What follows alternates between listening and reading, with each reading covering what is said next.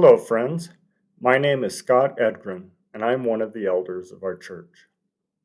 In a matter of just a few weeks, we're going to have the opportunity to meet in person again at our church property.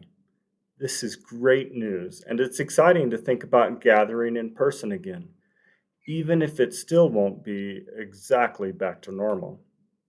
At the same time, there might be some of us who aren't so sure they're ready to go back.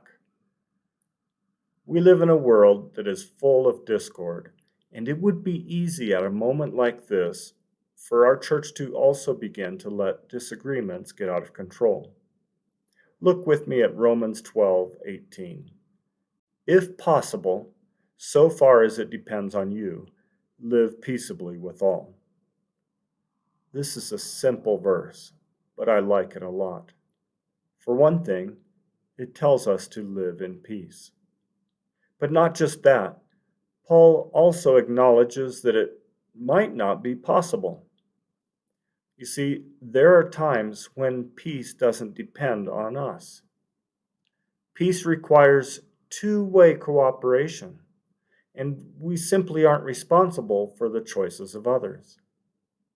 Now, having said that, this is still a command for us to do our part.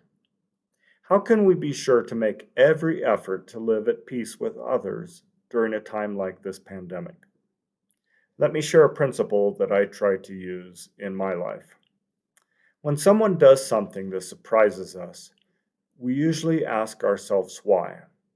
For example, why didn't Joe Fulano come to church today?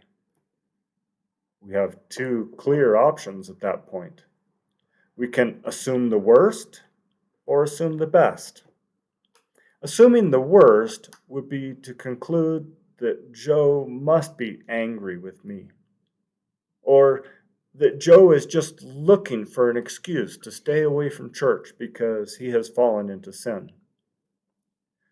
During a time like this, we need to be extra sure to assume the best.